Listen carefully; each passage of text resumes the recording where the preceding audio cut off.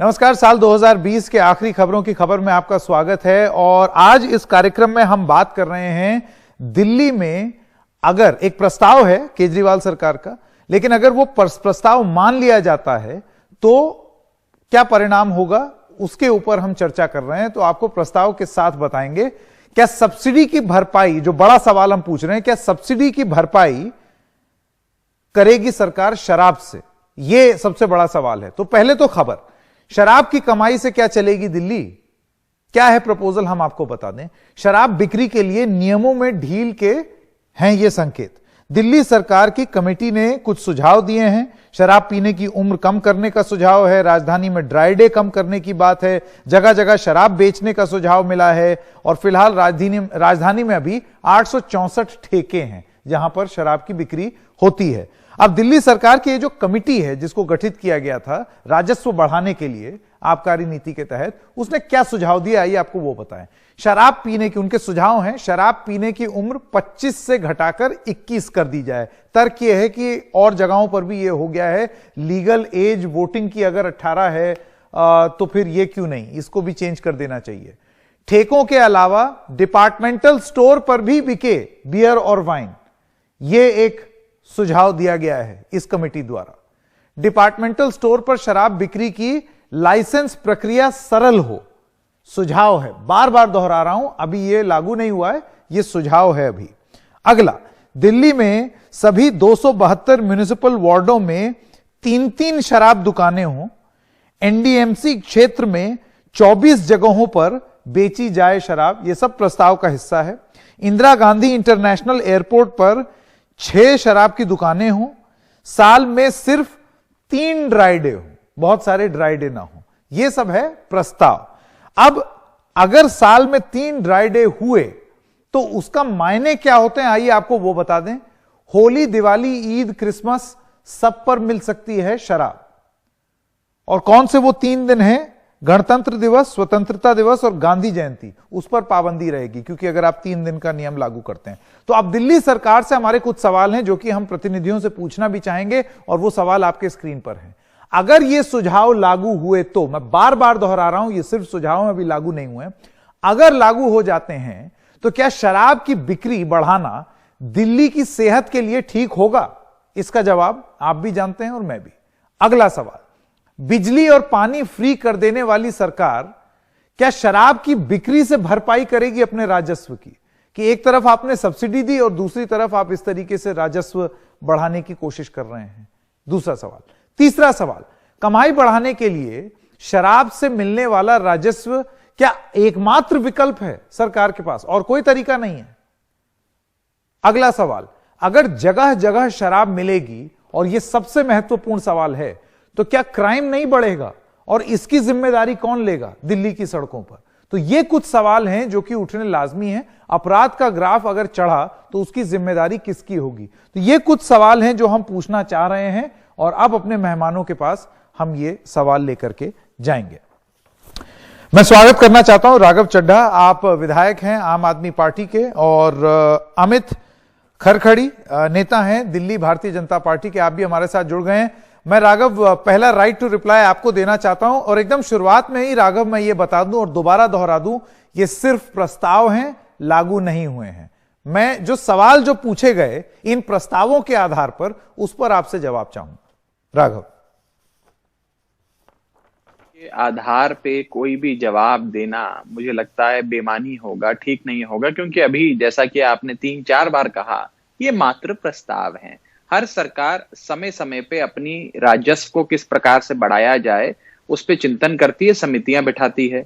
ये ऐसी समितियां केंद्र सरकार ने भी बिठाई, भाजपा के अन्य राज्य सरकारों ने भी बिठाई, और उनके भी सुझाव आते हैं। इस समिति के मैं आपको बता दूं, कई पूर्व एक्साइज कमिश्नर, कई बड़े ब्यूरोक्रेट अफसरान इसके हिस्से में थे, इसके सदस्य थे, और उनका जो सुझाव आया है वो दिल्ली सरकार के सामने आया। दिल्ली सरकार के तमाम मंत्रियों ने, मुख्यमंत्री जी ने, उप मुख्यमंत्री ने, जिनके पास राजस्व विभाग है, ये फैसला लिया कि हम इस प्रकार के किसी भी चीज को लागू नहीं करेंगे। हम सबसे पहले इस समिति की जितनी भी रिकमेंडेशंस हैं इनको जनता के सामने रखेंगे। हमने उसे पब्लिक डोमेन में सुझावों के लिए, फीडबैक के लिए इंटरनेट पर डाल दिया कि जनता हमें बताए कि जनता क्या सोचती है इनके बारे में। हम जनतंत्र में रहते हैं, जनता के आदेश अनुसार चलने वाली हमारी सरकार है।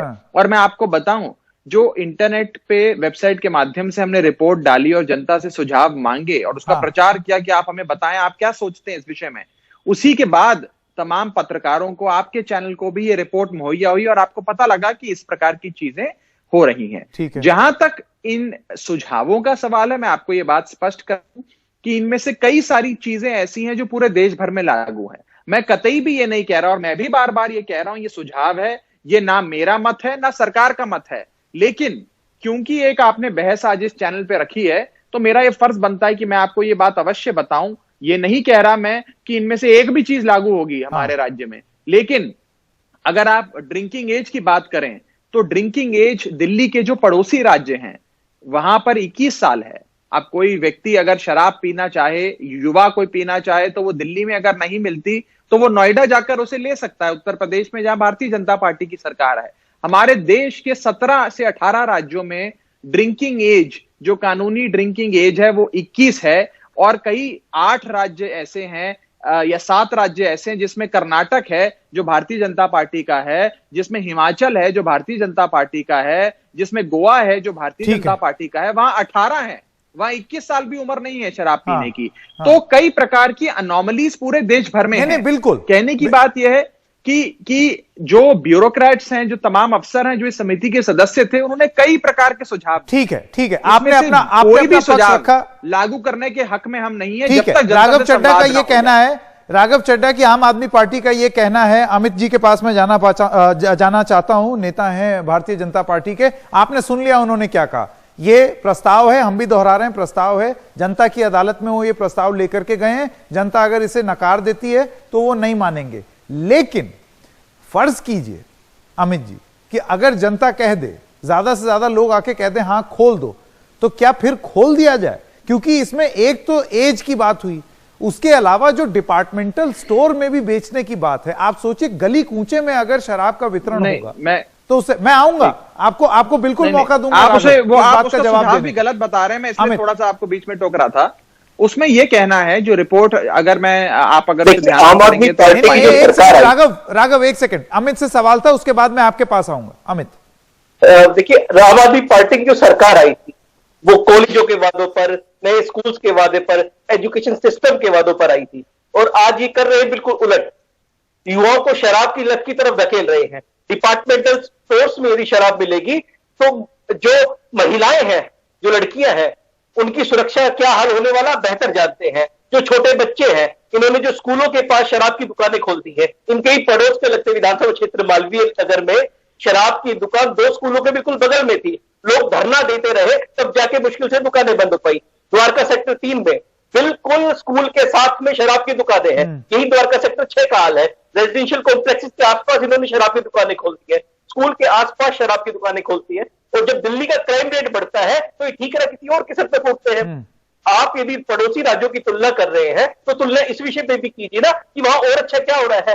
दिल्ली पूरे भारत में जो टैक्स नहीं, लेकिन फिर दिल्ली क्या करे? वो भाई ऐसा तो है नहीं, दिल्ली पुलिस दिल्ली सरकार के हाथ में तो है नहीं, वो केंद्र सरकार के हाथ में, और वहीं दिक्कत शुरू हो जाती है दिल्ली में।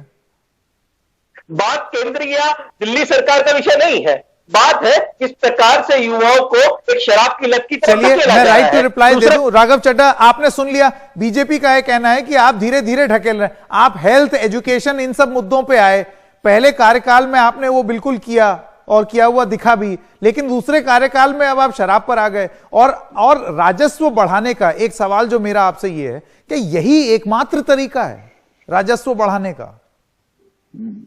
हाँ, देखिए, पहली चीज तो यह है, मैं भारतीय जनता पार्टी ने जो हमें कॉम्प्लीमेंट दिया और हमें पहले कार्यकाल में जो बिजली, पानी, शिक्षा, स्वास्थ्य के क्षेत्र में हमने बहुत अच्छा काम किया, वो उन्होंने भी कबूला आपके चैनल पे, उसके लिए उनको बहुत बहुत धन्यवाद देता हूँ।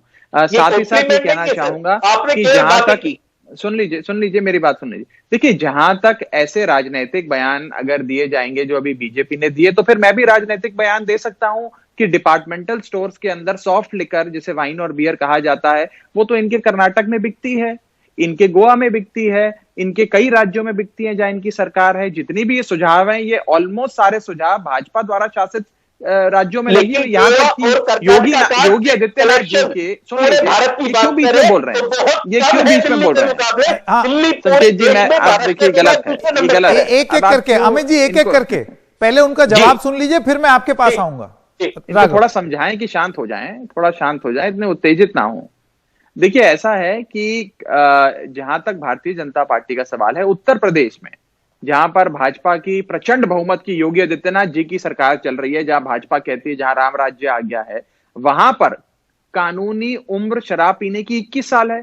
अब आप बीजेपी से सवाल पूछेंगे तो वो भाग जाएंगे, वो जवाब नहीं देंगे, हम पे आरोप 21-25 वाली बात नहीं, बात डिपार्टमेंटल स्टोर में बेचने की थी। बार बार हम कह रहे हैं ये प्रस्ताव है, लेकिन अगर सपोज आप मान लीजिए कि दिल्ली के लोग कह रहे हैं कि हाँ भाई कर दो, फिर भी कर देना चाहिए। वाइज दिल्ली के एक जिले में कितने शराब बेचने की दुकानें हैं और उत्तर प्रदेश के एक जिले में कितनी शराब बेचने की दुकानें हैं, इन दोनों का अगर आप कंपैरिजन अभी अपने शो पर दिखा दे तो शायद भारतीय जनता पार्टी के प्रवक्ता को आपके चैनल से डिबेट छोड़कर भाग जाना पड़ेगा। क्योंकि आपके चैनल पर तो वो बड़ी सुविधाजनक बातें करते हैं, आम आदमी पार्टी को नाना प्रकार की बातें कहते हैं, लेकिन इनको वास्तव में रियलिटी नहीं पता है, और पता है तो उसे छुपाते हैं, दबाते हैं। जितने सुझाव दिए गए हैं इस रिपोर्ट में, मैं ये आपको कह रहा हूं, उनमें से कोई भी सुझाव हम लागू करने के पक्ष में नहीं है। हम तो जनता की कोर्ट में जा रहे हैं, जनता की अदालत में जा रहे हैं, लेकिन इनमें से सारे सुझाव भाजपा की राज्य सरकारों में लागू हैं। एक विषय और एक आपने बड़ा सवाल नीति किया में बदलाव करके राजस्व बढ़ाने का क्या यही तरीका है? मैं उसी पे आ रहा हूं।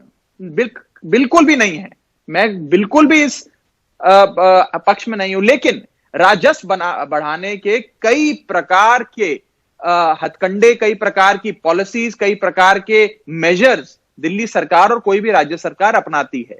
चाहे वो पेट्रोल डीजल पे सेस बढ़ाने की बात हो, चाहे वो अल्कोहल पे टैक्स बढ़ाने की बात हो, या जीएसटी की जो आपकी कलेक्शन है उसे किस प्रकार से ऑगमेंट करना हो, एक मत जो आ रहा है राघव चड्ढा, अब मैं अमित से ये सवाल पूछना चाहता हूं। एक मत जो आया, जब हमने यहां लोगों से बात की, उनका यह कहना है कि पहले तो आपने सब्सिडी दे दी भर भर के, और जाहिर सी बात है उसकी भरपाई करनी पड़ेगी, तो उसके बाद आप राजस्व बढ़ाने के लिए शराब की ओर देख रहे हैं। मैं आपको एक चीज बता देता हूं, एक मिनट, ये जो सब्सिडी वाली बात है, हम पे आरोप लगता था कि आप सब्सिडी दे रहे हैं तो आपका बिजली विभाग लॉसेस में चला जाएगा, आपका फलाना विभाग लॉसेस में चला जाएगा। जिस साल हमने सब्सिडी देना शुरू किया था ना संकेत जी, उसी साल हम अपने विभागों को प्रॉफिट में ले आए थे, घाटे में नहीं छोड़ा था।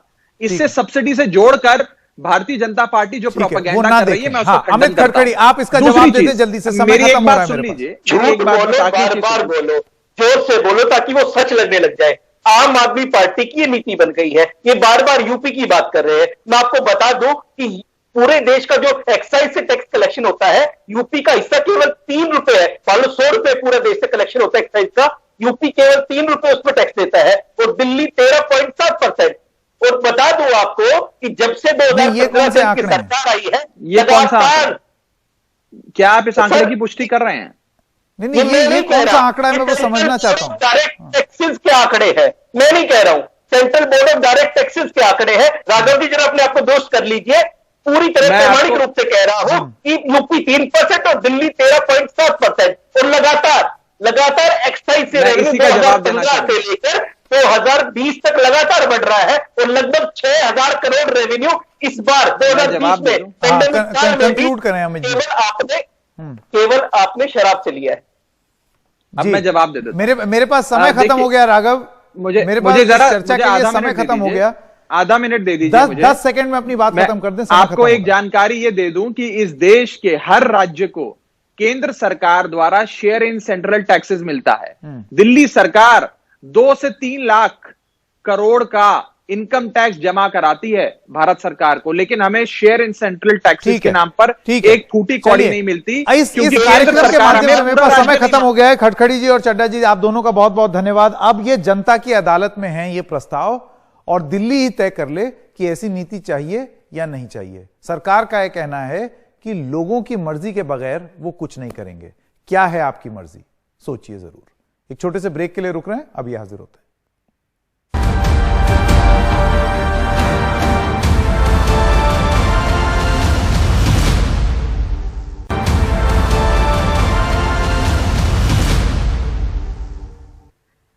तो आज न्यू ईयर्स ईव है, सब लोग सोच रहे होंगे पार्टी करने जाएंगे, लेकिन अलग अलग शहरों में नाइट कर्फ्यू लगा दिया गया है इसी डर से। घर के अंदर रहिए, जान है तो जहान है, ये संदेश है अलग अलग राज्यों का। महाराष्ट्र के गृह मंत्री का क्या कहना है लेट नाइट पार्टी को लेकर के, आइए सुनते हैं। सभी जानते हैं कि अभी भी कोरोना का संकट मंडरा रहा है और ऐसे वक्त में सभी ने सावधानी बरतना बहुत जरूरी है। नया साल अभी कुछ घंटे बाद आने वाला है, उसमें भी जो हमने गाइडलाइन इशू की है उसके तहत सभी होटल्स, रेस्टोरेंट, पब्स, बार ये 11 बजे तक चालू रहेंगे। किसी के दोस्त के यहाँ पार्टी में जाना है या बाहर में जाना है उसकी पर पाबंदी नहीं, लेकिन पब्लिक प्लेसेस जो है वहां पे 5 आदमी के ऊपर इकट्ठा होना 11 बजे के बाद में, इसके ऊपर पाबंदी है।